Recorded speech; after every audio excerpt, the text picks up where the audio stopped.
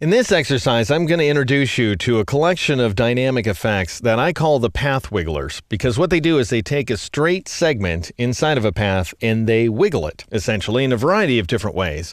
I've saved my progress as 3dflatfill.ai, and I'll go ahead and click on this text once again to select it. And now, what I'd like you to do before we go up to the effect menu and choose Distort and Transform, which is where these commands live. And here they are, by the way. Pucker and Bloat's one, Roughen's another one.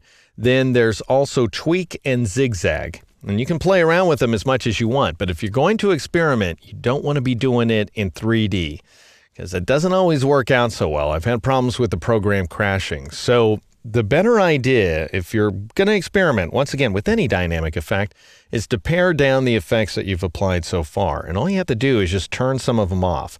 So I'm going to turn off 3D Rotate because that's the big one. That's the one that's really computationally intensive.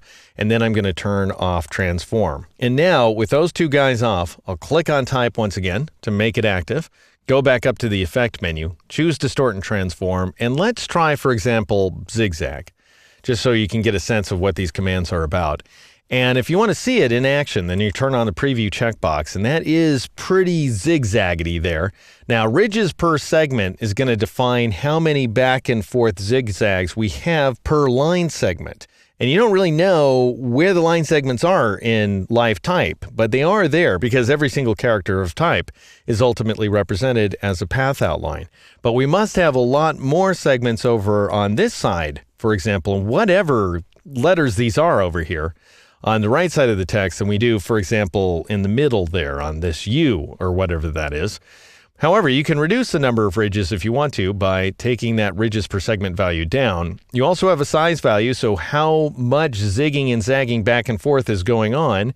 You can either enter that value as an absolute number of points, for example, or if you select relative, it's going to change to a percentage.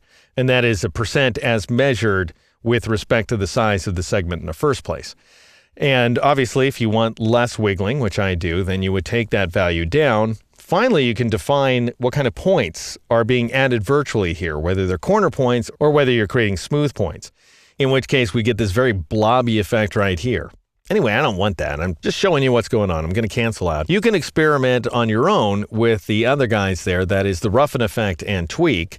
I'm going to switch over to Pucker and Bloat because that's the command that I find to be the most successful where this specific text is concerned. And the best way to understand Pucker and Bloat is to apply the command. So I'm going to click on Preview to turn it on. And by default, you're not going to see anything because that value is set to 0. If you make it bigger or you drag the slider over to the right, you're going to bloat. If you make the value smaller, that is negative, or drag the slider over to the left, then you're going to pucker.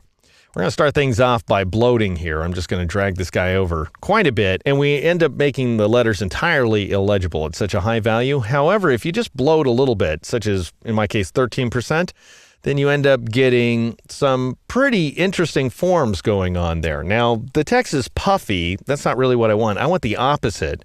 So I would pucker instead. I'll take this value down to something like this. Now, if you take it down too far, obviously you're going to get these completely ridiculous spikes, and then your letters appear as these tiny little letters down here on the inside. Notice the H right there is still barely visible, but there's so much other stuff going on that I think it's highly unlikely anyone would be able to make it out.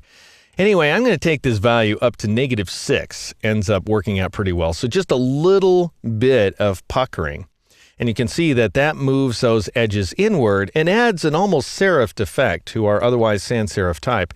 And I'll go ahead and click OK in order to accept that modification. And now that I've applied Pucker and Bloat, I'm going to add 3D Rotate back in. And that way, we just have a little bit of pain associated with reapplying the command. We don't have to wait every single time, for example, I move that slider inside of Pucker and Bloat.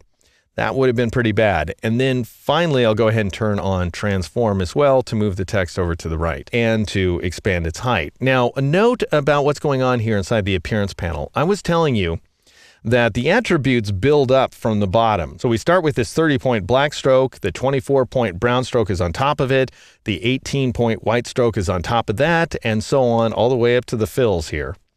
The effects, for some reason, go in exactly the opposite order. So offset path is assigned first, and then pucker and bloat, and then 3D rotate, and then transform. Now, you may wonder why in the world. First of all, why in the world Adobe chose to do it that way. I have no idea, but that is the way it works. But also, why does Illustrator decide to slide effects in at different locations? So why did it put pucker and bloat in between offset path and the other effects? I really don't know. Now, if you want to, you can move it around. You could grab pucker and bloat, for example, and you could move it to after transform, and we'd end up getting this amazing effect right there. That's actually really cool, this high degree of serration that's going on. It's as if we cut these letters with a knife. However, it's not what I want. Pretty interesting, but it's also cutting off the P, and you have to watch yourself, by the way. Different interactions of values will produce some pretty peculiar effects. So you just need to make sure that none of your letter forms are getting cut off and that you don't have weird blobs showing up in the middle of nowhere.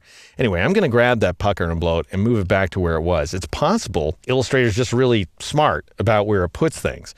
But I do want you to notice that you can move these effects up and down the stack. And remember, because sometimes it's very important, remember that the top effects are applied before the bottom effects. In the next exercise, we're going to finish off this type with a classic effect, a drop shadow, but we'll see that even the common drop shadow takes a very deliberate approach.